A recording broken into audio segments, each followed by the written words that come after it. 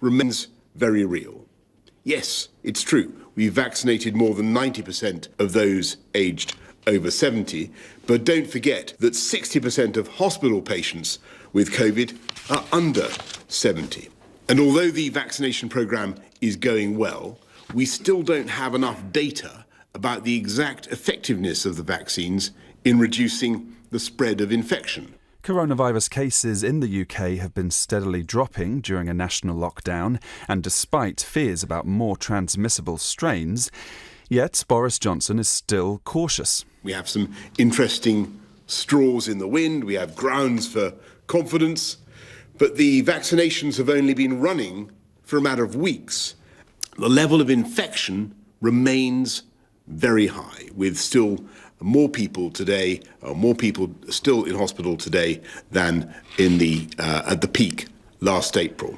Meanwhile, there's been more positive data regarding the Pfizer vaccine. Israel has been administering the jab, which it says has so far prevented 94% of symptomatic infections. That pretty much matches the findings of the trials. The first batch of Pfizer vaccines, of course, arrived in New Zealand yesterday. Ngozi Okonjo-Iweala is the new Director General of the World Trade Organization, a position that has never before been occupied by a woman or an African. She is Nigerian and was that country's finance minister, and before that, the Vice President of the World Bank. Ms. Okonjo-Iweala now takes control of the regulatory body of a global trading system, which some say faces a make or break moment. Peter Ungpagon is a journalist who used to work at the WTO. She seems to have very good qualifications. She's clearly got experience at a very top level, finance minister working at the World Bank, chair of Gavi, the Vaccines Alliance. I think members chose her because she appeared to have some clout, as well as the more symbolic aspects of the fact that she would be the first woman to be a Director General of the WTO and the first African. She doesn't have a background in trade that much, so it will be probably fairly important for her to be able to learn about the complexities of trade very quickly. There are problems in the WTO, in the dispute settlement branch of the WTO's work. The negotiations are not going anywhere, or where they are, some of them are going ahead very, very slowly. So some of her priorities will be to help members to get that up and running. Despite that lack of direct experience in trade, Ngozi Okonjo-Iweala says she's ready for the job.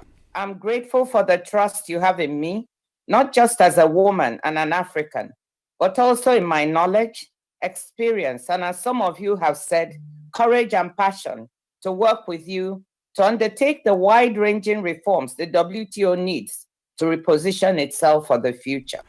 That's the new head of the WTO, Ngozi Okonjo-Iweala. Oregon, which already has some of America's most liberal drug laws, has now gone a step further and decriminalized hard drugs. Now, if someone is found with a small amount of heroin, meth or crack cocaine, they'll no longer face arrest and potentially jail. Instead, they'll be fined or offered treatment funded by the revenue from the state's legalized marijuana industry. Those in support of the new law say it will save lives, but opponents believe it will make a crisis situation worse and result in a rise in crime. This report filed by the BBC's Sophie Long. Rock bottom was not a moment. It was years. I did not raise my children. I had 5 children in 5 years. I became really unable to parent because of my addiction. Of course, I was not employed. I committed other crimes as well. Janie Gullickson was arrested more than 30 times in 4 years. Her life and her family were devastated by her addiction and the prison sentences it resulted in. And I got out of prison when they were all pretty near adulthood. Janie's experience is not unique. Those apartments were crack apartments. Right there. Larry Turner shows me around the King neighborhood in Portland where he grew up. When the crack was here, it was really bad. Shootings, everybody getting high, disrespecting our elders. I mean, we weren't being assaultive or anything to them, but, just smoking crack.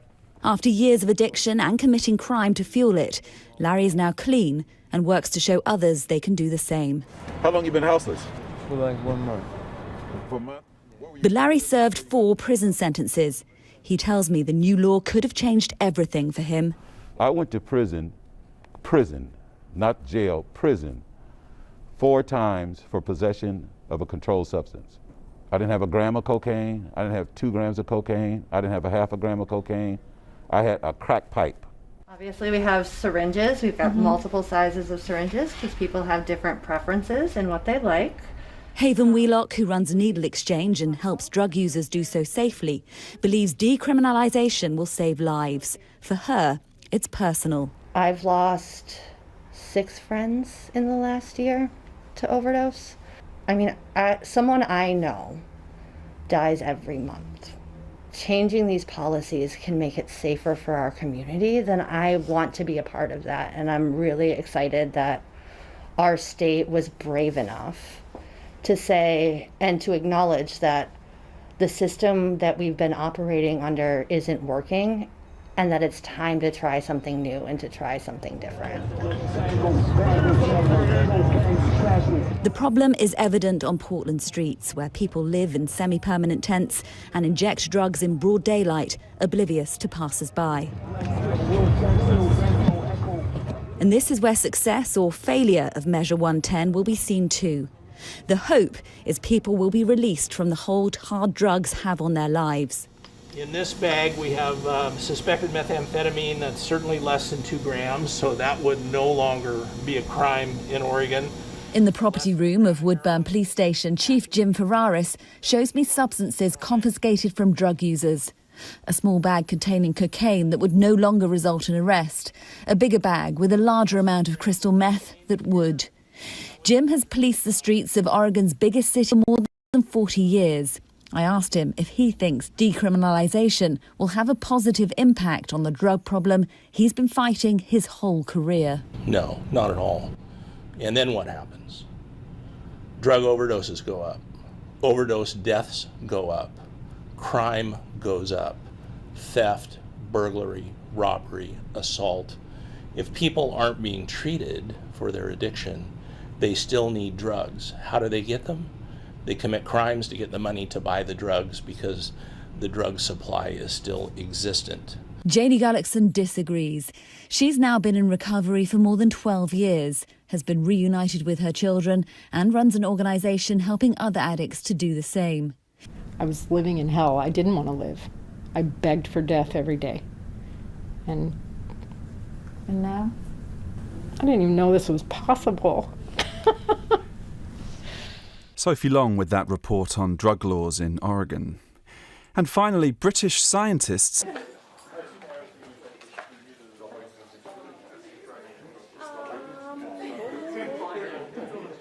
Yesterday was, I don't know. Yeah. Yeah. I don't know.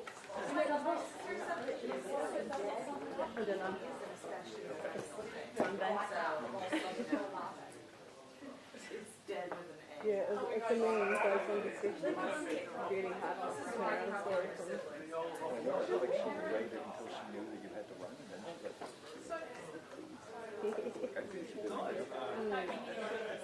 Yeah, I think that might be difficult, but oh well.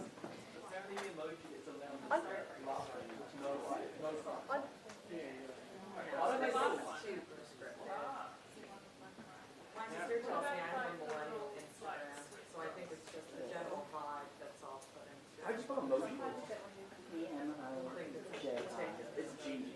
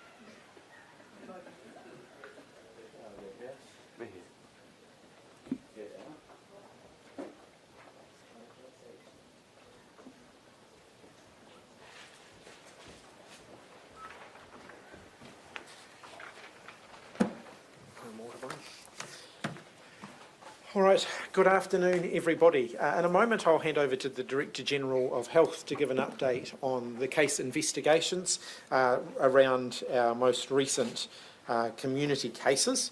I am very pleased to report that there are no new cases detected in the community or in our managed isolation facilities from the test results that were processed overnight.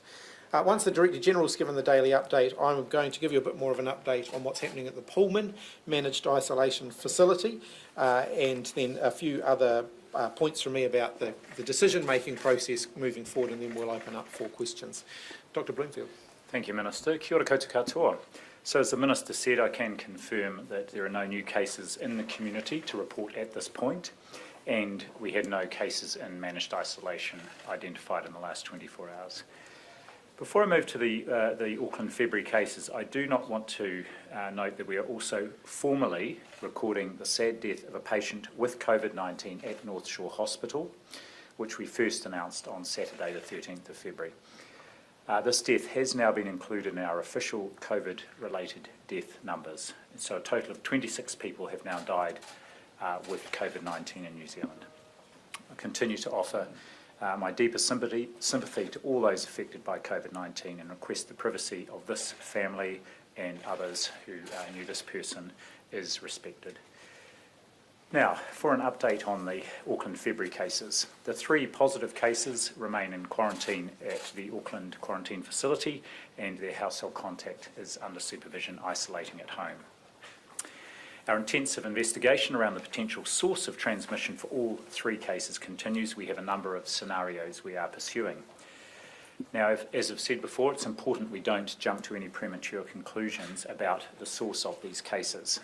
And I want to thank the people involved, these 3 people and their contacts, for the excellent information they're contributing to the picture we continue to build. These cases have resulted in a testing surge, and from the 5,818 tests processed nationally yesterday, and which we are reporting on at this point, it's encouraging, very encouraging again. There have been no positive results, and I should say that those test results were up to around midday today. We had no further positive results. Nationally, more than 15,000 swabs were taken yesterday. The results from those tests will continue to be processed over the next 24 to 48 hours, and they will help to inform our actions and, of course, our advice. Just a regional breakdown on those figures. Across the Auckland region, over 10,500 swabs taken yesterday, and there's been additional capacity added to the existing clinics with pop-ups today open at Takanini, Botany and Papatoetoe. As at 11:15 this morning, a further 1,454 swabs had been taken across Auckland. I do want to thank the hard-working staff at these facilities, and as an additional safety precaution, there is a number of infection prevention control processes in place around queues with queue management for the number of people who are turning out. And I do want to also thank general practices and other clinics across Auckland and indeed across the country that have continued to undertake swabbing. Elsewhere yesterday, Taranaki reported 450 swabs, Waikato 750, and there were 260 in Northland. One crucial but sometimes overlooked piece of work is our ongoing cooperation with ESR around wastewater testing in places of interest in Auckland. Now, ESR started this in the middle of last year, and they have continued to refine their methodology. Wastewater testing can detect even a single person who may be shedding the COVID-19 virus. Such testing has got increasingly sensitive and will help to detect any potential infection in the community. The more we sample, the more likely we would pick up something if it was there. And we have initiated daily wastewater testing, which was already underway in Auckland. We have initiated that this week in New Plymouth and in Hamilton. There is a specific site in Auckland that captures the Papatoetoe area. There is a 48-hour lag in reporting, but so far the results have come back negative, and by tomorrow, of course, we will have that important testing from Monday. Contact tracing inquiries have now identified 109 close contacts outside the household. This increases in number is predominantly because of a very precautionary approach to people classified as close contacts at a new location of interest, which was a medical centre waiting room where the father wasn't in the red lane for COVID testing. This was well before he developed any symptoms or indeed tested positive. In addition to the family member close contacts, all the workmates of the father and the people that travelled in the car to Taranaki have tested negative, and there are 14 negative results from the close contacts at Papatoetoe High School out of 36 there, and they will continue to come in during the day. More than 2,000 other contacts have now been identified as Casual Plus and loaded into the National Close Contact Tracing System. This includes people who were at the workplaces of cases B and C, others from Papatoetoe High School and other locations of interest. It's a large number of contacts, and obviously our National Contact Tracing Centre is at full scale supporting Auckland Regional Public Health with surge capacity. There's also, of course, ongoing interest and investigations at Sky Chef as a key workplace here. I mentioned yesterday that we had commissioned an infection prevention control of the laundry process there. That was undertaken as part of the follow-up investigation related to Case B. Overall, the early report is that IPC audit identified that the practices there were very much in commensurate with what we would expect in relation to the health and safety management. There were a couple of small improvements suggested, but they do not impact on the overall assessment there, and that they are appropriate for the workplace, that is the infection prevention control measures. And I want to once again thank this employer, which has been exceedingly helpful and supportive throughout. Finally, regarding testing, as I said yesterday, we took more than 15,000 tests yesterday. This is a great response and exactly what we need, and a reminder that those who don't have symptoms or were not at a place of interest do not need to be tested. Anyone who has been tested because they were at a place of interest and has returned a negative test is now able to go about their daily lives, but of course be aware of symptoms, and if you do develop those, please isolate and seek a test. If you want to find out where to get a test, the very best place is the HealthPoint website. That's healthpoint.co.nz. It has up-to-date information on more than 1,100 testing sites right across the motu, including most GPs. If you look at that website, it means you don't have to call Healthline to find out where to go, and in fact, Healthline has increased its capacity tenfold over the last 24 to 48 hours. But I do want to point people to information either at the HealthPoint website around testing or general information on the COVID-19 government website, so that people who need health advice can get through to Healthline. I also just want to finish on a note of thanking the many New Zealanders who provide very nice messages of thanks to the staff working at our MIQ facility. I received an email yesterday that was extremely appreciative of the work done by defence staff, the nursing team, hospitality and hotel staff at one of our facilities, working to, in their words, protect New Zealanders every day. I share that sentiment, and I dare say that it's feedback like this that really does keep the teams going and doing their best to provide not just excellent service for their guests, but to protect all their fellow New Zealanders. Thank you, Minister. Thank you, Dr. Bloomfield. And if I could also echo the government's thanks to all of our frontline border workers for the incredible contribution they're currently making. A quick update on the Pullman Managed Isolation Facility. This morning the Pullman did begin receiving its first guests following its recent shutdown. This follows an intensive deep cleaning process, a thorough investigation by health officials, and some changes to the way the Pullman facility will operate in the future. We've been very carefully considering the health and well-being of returnees and staff at this facility as we have made those decisions. The facility is initially reopening at 50% of its capacity for the first 2 weeks, and only the lower floors will be occupied. That will allow us to limit the use of lifts within the Pullman. Whilst that is happening, the air filtration systems in the lifts are being upgraded and replaced. That work is expected to be completed later this week. The Cctv upgrade is now complete, and new strict procedures have been implemented that limit people's movement around the Pullman facility. Corridor ventilation will now operate 24 hours a day, significantly reducing the risk of airborne transmission. and protocols are being implemented to control the airflow out of individual rooms. The pre-departure testing and the day 0/1 testing that we have now implemented will also help to reduce the risk of COVID-19 cross-infection within any of our managed isolation facilities. I can also confirm that the lessons learned from this experience and the changes made at the Pullman are being rolled out across the wider MIQ system. The Pullman has been a very important part of our MIQ system. It's received consistently good feedback from returnees, and it will be good to see it returning to full capacity soon. I do want to finish today with a reminder of what Cabinet considers when it comes to any decisions on alert levels in New Zealand. The framework was agreed by Cabinet last year. It's the same framework that we have applied to all of our alert level decisions since May.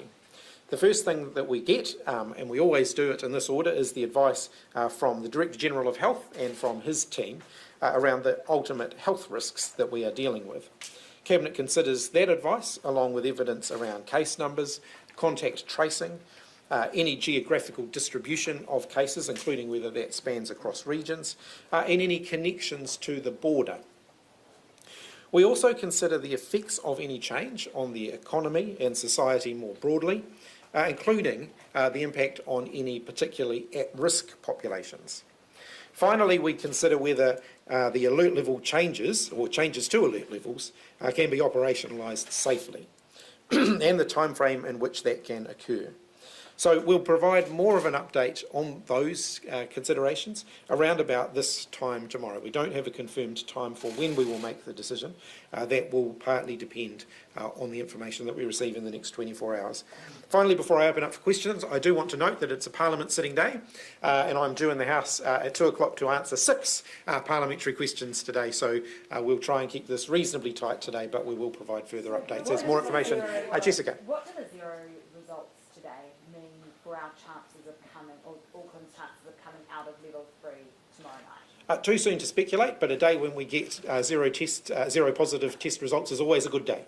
We were reading a lot into today, though. There were a lot of testing from the school and from the workplace, so this has got to give us a little bit of a sense that we're on the right track. Yes, as you will have heard from the Director General's update, a number of the swabs taken yesterday, we still haven't had the results back from yet, but the results back that we have had are encouraging. It's good to see, no new positive cases today. Is there any update on the potential changes to the frequency of testing border workers, including those peripheral border workers, and the fact that you're even considering those changes, does that suggest that there were flaws in the system?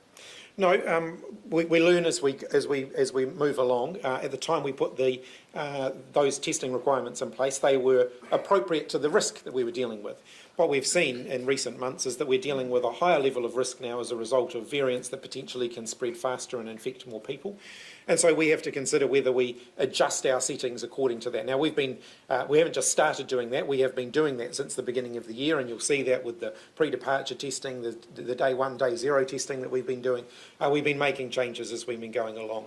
What we will also look closely at is whether there are any other groups on the periphery of the border that should be brought into the compulsory testing regime. You'll see from our experience now that the laundry worker concerned and her workmates were being tested regularly, though they were not required to be tested. So one of the questions that we will be turning our minds to is whether that should be changed. Now, I do want to sound a word of caution. Tens of thousands of people do interact with our border each day, and so we have to make sure that we're getting that we're drawing the line in the right place as to who needs to be tested. So if you consider the port, for example, goods flow across the port all of the time. Similarly, freight flows through our airport all of the time. Not everybody who is involved in that process is going to be at risk. So we have to always look at how we can continue to refine that. Saliva testing companies say that claims about saliva tests not being as good as nasal swabs are incorrect. What's the evidence that you have, and perhaps this is for Dr. Bloomfield as well, about saliva tests that make you concerned and reluctant to use that type of test more widely? I'll make a quick comment and then I'll ask Dr. Bloomfield to comment on the science. One of the things we do know about saliva testing is that it still requires the same resourcing to process those test results as our PCR tests, but the overall confidence in each individual test result is lower than with PCR. PCR is still around the world regarded as the gold standard test. So we have to consider carefully the impact on our workforces of being more regularly tested, on the capacity to process all of those tests and what that would ultimately mean, and whether that increase actually gives us an extra layer of reassurance, given that we know we'd be more likely to get more false negatives from the saliva testing. So we are doing some saliva testing now. We had begun that before we dealt with the Pullman issue. It was suspended for a brief period of time while we dealt with that. That has resumed now.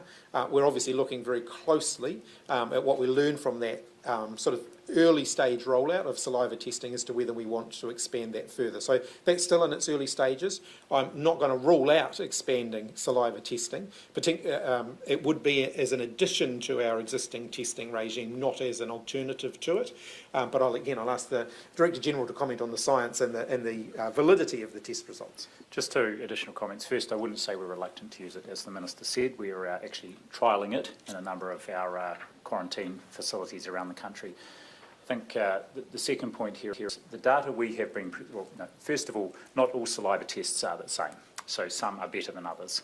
The data we've presented on the one that there is a company wanting to use here in New Zealand is from North America. We would need to validate that in the New Zealand setting, just as we did with PCR testing at the outset, and that's what we want to do. I'll come to Jane. Are you happy with the level of scanning generally? Obviously it goes up, when we have these alerts, but we had Countdown this week saying that some people would just flat out refuse it, and they actually said that they would support mandatory scanning. Is that something that you're looking at, given it's such an important part of the response? Well, one of the reasons that I have been hesitant, I've been looking at this all the way along, is the potential compliance costs that creates, particularly for small businesses. But we will certainly be looking at how we can encourage greater uptake, and I'm not ruling anything out at this point. But is this something that you can give businesses? In that particular instance, the business was trying to enforce it, and they had nothing to, enforceable to back them up. Is there something other than a blanket mandatory, rule that you could give businesses to help in that situation? Is there an interim or? So like I said, that's something that we're looking at, how we can encourage greater uptake, what more tools we can give businesses to encourage people to do.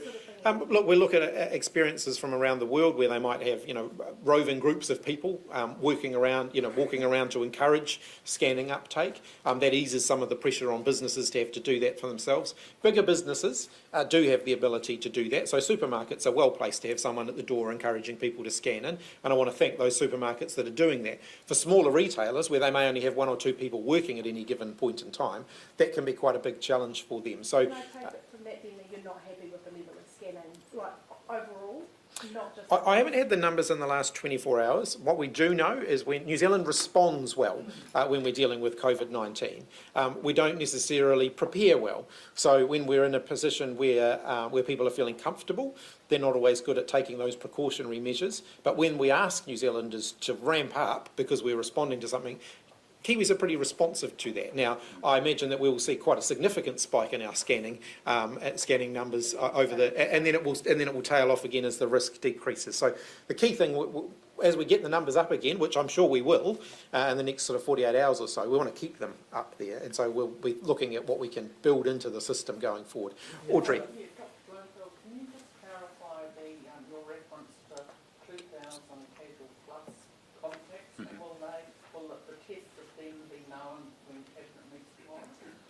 Yes, so that includes the non-close contacts from Papatoetoe High School, so the other students who weren't in the same class, plus whānau members. It includes also the people who have come forward because they were at a place of interest, of which there are quite a number. So that's the total there is over 2,000, and most of those are all ones that have been registered and been tested, and so those tests will be being processed today. So yes, it'll be important to have those results back to inform my advice for tomorrow.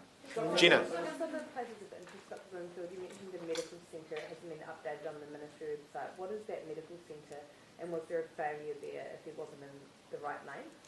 So I'll start with the second question. No, there wasn't, because remember, actually, this was the father taking the mother and daughter to have their tests, and the medical centre had all the right processes in place. That's why there was no risk there.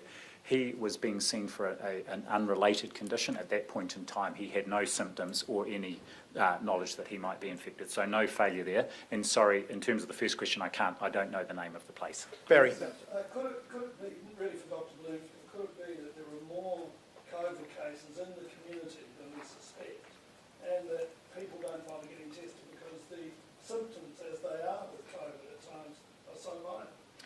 Yeah, that's exactly what we're wanting to rule out with the testing we're doing. And so all of the people, for example, around the high school, virtually all of them will be asymptomatic, but we're asking them to be tested. We're also asking anyone in the community who is symptomatic to be tested. So we will detect, we have seen this in the past here, and it's the same in Australia when they respond to their outbreaks, we will detect any other infections that might be out there and any other parallel chains of transmission, which is what we are looking for. Yes, you can't always guarantee 100% you get every single one, and that's why the alert level response is so important, because in restricting movement, even if there is someone who is infected and we don't find it, the likelihood they will infect others is greatly reduced. Yeah. Vaccinations, I'm going to just ask one on vaccinations. And with vaccinations that may reduce the symptoms or may cure the person, but it can still be passed on. And if that's the case, what's the point of doing frontline workers? So just to answer that, yes, the vaccine, and we know that the Pfizer-BioNTech vaccine that we've received is probably amongst the best, is one of the best in terms of protecting people from becoming infected. What we still don't have evidence of, but it doesn't mean that the evidence won't come through, is that it always prevents someone from stopping infecting others, so stops them from from infecting others. So that's the evidence we are looking for. However, we do know, based on other vaccines and on the way that they work, that it would be unlikely that it didn't reduce transmission significantly, because the main factor that makes someone infectious is the amount of virus that they are carrying around. And if they have got either an asymptomatic or a very, very low infection, if they are infected, then the likelihood they will transmit onto others is greatly reduced. Okay, James, question. Has the government considered, your statement about compliance costs suggests that the onus for scanning in would be placed on the shop to make sure that all their patrons signed in. Why would you automatically place the onus on the premises rather than placing the onus on the person to sign in? Look, that's one of the things that we'll work our way through as to whether there should be compulsion. We have stopped short of that up until now, but that is certainly something that I wouldn't take that off the table at this point. But I want to get some more advice on that. I obviously need to, that would be a big decision, so that's something that the Cabinet would want to consider before we make any further decisions on that. Dr. Bloomfield, could you give us an update about the family themselves, what sort of condition they're in, what sort of treatment that they're receiving at the moment? Yeah, just the latest information I have is that they are being looked after well, of course, at the quarantine facility in Auckland. They're not requiring any higher level of care, and I really hope that they are recovering very quickly. And what's the significance of the daughter potentially developing symptoms first? Well, that's exactly one of the things we are trying to get to the bottom of, because whilst the mother here worked in the Auckland airport precinct, we shouldn't jump to the conclusion that that's automatically jump to the conclusion that's the root of infection, and especially because the daughter's symptoms seem to have preceded the mother's, we need to rule out that she was the index case, in which case in particular that testing at the high school is really important, and it's pleasing to see all those results so far negative. Yeah. Yeah, Dr. Bloomfield, back on the saliva testing, I believe you were talking about Rako Science here. Correct. And you helped officials are meeting with them later in the week, is that right? Yes, we've actually met with them already. Yeah, and have they not already validated their testing method for New Zealand standards? They have provided data of testing, of validation testing that was done in the USA, but they are working now with Air New Zealand and possibly one or two other large employers to do some saliva testing of their workforces as part of their onshore validation. Okay, Jessica and then Jenna. Oh yeah, I was keen to know what the difference is, what kind of extra information you were seeking specifically. Like, what does that mean to get validation? Because as I understand, they've crossed most of the hurdles they need to operate in New Zealand. If that's the case. Yes, so the accreditation of their processes, that's fine. The issue here is that the evidence from the US is around where you had someone who was a known positive case from a PCR test, and they were able to validate and say, yes, the saliva test picked that up also, and so they got a high level of correlation. What we are really interested in here, in a situation where we have virtually no or very small numbers of cases, and we need to find every single one, especially if we're using it as a screening tool in our workforce, we want to be sure that those saliva tests would pick up every single case, so we can't afford to have false negatives. Okay, Jessica. So with the testing of the vaccines that was happening yesterday to make sure they made it through the flight okay, was that okay, and are we still on track for Saturday? All good news so far. Yes, we are absolutely on track for Saturday. That's the latest advice that I have received. Just some practical Jenna. questions about the vaccination program. Where will those vaccinations happen on Saturday? Will they be administered to border workers at the facilities they're working at, or different premises? And do you have a time frame for our next shipment? I don't have a confirmed timetable for our next shipment yet. I'll let you know as soon as we do, as we did with the last one. In terms of the initial rollout is very much focused on vaccinating our border workers in their workplace as we test them in their workplace, so building it into that process. The goal is to get through them within the 2 to 3 week period, which we currently have a testing cycle for, and then allowing for a little bit of extra time to pick up any who may be missed along the way.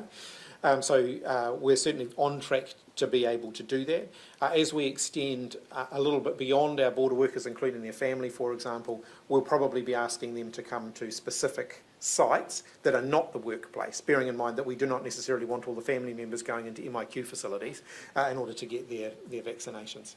Up the back here. How late can you leave the call to change alert levels? I get that a lot of people are thinking that we're probably going to go into a couple more days with the levels as they are. How long can you leave until tomorrow?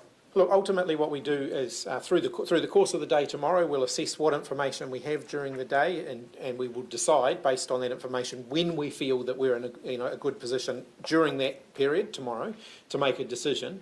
And then one of the things that we consider once we've identified what course of action we then want to follow is how do we operationalise that? And so depending on what decision we make, that may there may be a notice period before that gets implemented. Really, it will just depend on how confident we are of the information we have and how early we get that information, bearing in mind that you want to have as much information as you can before you make a decision. And we've been in this position before where we've thought we could make a decision at a particular time, and then we've realised that actually a few more hours and we would have some more pieces of the puzzle, so we'd wait for a few more hours. So it's all very speculative at this point. I wouldn't want to... What are the key pieces of the puzzle that you're talking about? What is the main pieces of data that you'll be looking at when making that assessment? Those ones that I ran through in my introductory remarks. So we're going to be looking at our testing numbers, we're going to be looking at what that's telling us, whether we've identified any additional cases, whether there's more information about our source investigation, whether that's telling us anything new, and whether in fact, again, it comes back to that question of if a few more hours would make a difference, then maybe we take that time. So we'll see all that unfolding tomorrow. Yeah.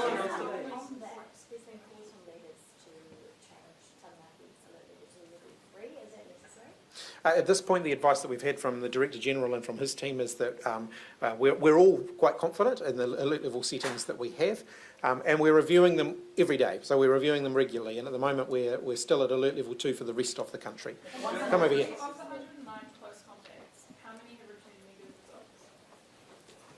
I'll get the Director General to... So what I can say is that there were all of the closest family and friends contacts have all returned negative results. I gave the figure earlier on about the classroom and teacher contacts from the school, and there is a number of negative results that have come in from the wider group. I think I've got the number here, and I can provide it to you at the end. Yeah. You mentioned earlier that we still need to rule out that the daughter was the index case. Could that be the difference tomorrow in advising the government on whether or not we move the levels or whether we don't? We may not get to the bottom of that, and that won't be critical in terms of our advice. The two key things are, has there been any onward infection from these cases, and is there any parallel infection in the community, parallel chains of transmission, or earlier infections that we've identified. So the testing really is the fundamental thing here. Okay, over there. On the transmission, you noted that 14 of 36 of the classroom contacts have returned negative results. Is there enough priority on specifically getting those prioritized and tested, those 36 contacts? And yesterday it was 33, so just curious what the 3 extra people are. So I can't tell you what the 3 extra people are. It would have just been further inquiries to identify, and they would have identified perhaps another school teacher or someone else. Yes, the tests for the close contacts are prioritised for both swabbing and for processing in the laboratory. Okay, we are going to have to wrap up shortly, so I'll do a couple more questions though. Yep. Any update on the genome sequencing, and how likely do you think it is that there will be an international match?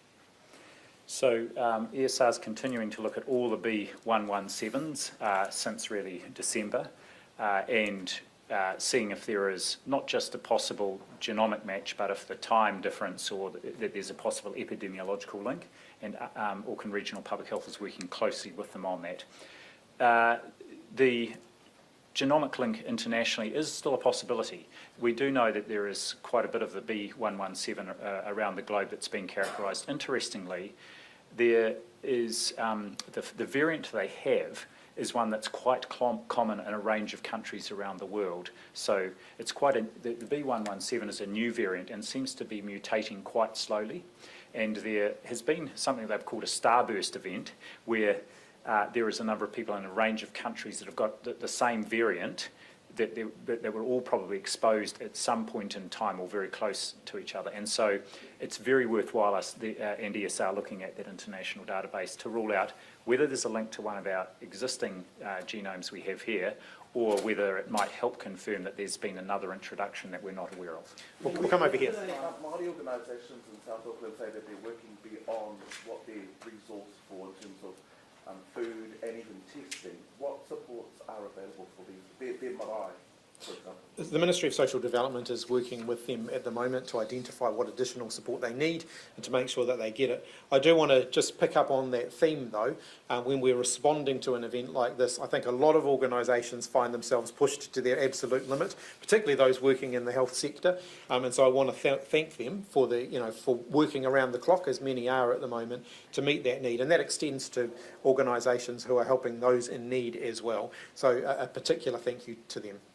I'll let you. These Māori leaders also met with the DHBs today in Auckland and said that they're concerned that there's no actual plan to roll out targeted vaccines for Māori. Is there a plan? So the plan that we have around our vaccine rollout is one that's based on risk, and Māori are disproportionately represented in those groups who will receive the vaccine early. So there is a high representation of Māori in those groups because they are in that higher risk category. So we're working very closely with Māori health organisations to make sure that they are ready to help us gear up to deliver those vaccines. Yeah. Yesterday the Prime Minister indicated there was an opportunity cost to additional testing. What's the maximum number of tests you can do in 24 hours, and do you need to scale that up? Look, it's not just about the lab capacity to process it, it's also about having the nursing workforce to be able to take the tests and so on. So I haven't got a particular number because that will vary, but what you will see, and you'll see this from your own media coverage, in fact, that the number of people willing to work in these roles is limited. We're actively recruiting all of the time, but in our MIQ facilities, for example, there's a limited number of people willing to do that work, and that is one of the constraints that we're dealing with. So look, we're always looking for how we can expand our testing capacity. Our lab capacity has increased exponentially, and then so really the challenge at this point for additional testing, whether it's PCR or saliva testing, is that earlier part, getting the swabs to the lab. I'm really going to have to finish up shortly, but I'll let Jenna, and then I'll do a couple more, and then we are going to have to finish. Jenna. Can you just explain the reticence to do compulsory scanning, because you have mandated businesses to into compliance roles for instance, masks, and hospitality outlets had to have contact registers? Like I said, we haven't ruled that out at this point. We are considering further how we can ensure that the QR codes are operating as the useful tool that they can be. How many people in MIQ this year, so since January 1st, have returned positive PCR swabs, but there hasn't been enough genetic material there to actually do a full genome sequencing? Well, I think I said yesterday we've had 29 historical cases. They would all be in that category, and I can find out whether there are any others of the ones that were adjudged to be acute cases, and we'll provide that information or follow up. Just one thing that you said earlier on the Pullman, you said that you're going to be bringing in strict new procedures to reduce movement in facilities. That hasn't really happened in New Zealand before. In managed isolation facilities, people have been allowed to leave their rooms. Is that changing? They will still be able to leave their rooms, but it will be supervised and it will be rostered. So people, when they get their exercise, they'll get an allotted time for exercise. If they're smokers, they'll get an allotted time to go smoking, to make it that much easier for us to track where they have been, who they may have been into contact with, and so on, and also just to significantly reduce that risk of any spread amongst our guests. Will you have to boost staffing levels because of that? That seems like a lot of oversight. No, to a large extent, it does just mean a more regimented regime when people are in those facilities. Yes. On the border, the border around Auckland, residents of Port Waikato say that they have been left in the lurch, basically. They've got to drive to Huntley to get food and petrol supplies, as opposed to being able to go to Tuakau. What's the issue there? Can that be changed? So the police, I believe, are the government, well, all of government group and the police are working on that issue at the moment. I haven't got the most recent update in the last sort of 15 minutes or so, but I know that there's conversations going on about how to address the issues and the concerns that have been raised there. Specific to that town? Yes. So that particular issue is being looked at as we speak. Yes. Testing, if part of the issue is sort of a lab capacity and reagents and so on, is there an ability to pool test saliva tests like nasopharyngeal ones were? So it's not lab capacity that I'm so worried about at the moment. It's the capacity to do all of this testing. So we have to weigh all of those things up. But look, I think the key message here is we're not ruling anything in or out. We're always looking at how we can continue to strengthen our testing regime to give us that much more reassurance. Jessica, you can have the last question. Dr. Vincent, on the new clinic, there have still been lots of reports of long waits today, even with the extra resources. Are you looking at pumping more resources in there, and is help on the way for those people queuing up? Well, we're certainly in contact with the DHB there. I know they had put in quite a lot of additional capacity, and we'll keep in contact with them during the day to see if they need additional people. So you will send in more if they need it? Indeed. All right, thank you very much, everyone. We are out of time. I've got to get to the house. Thank you.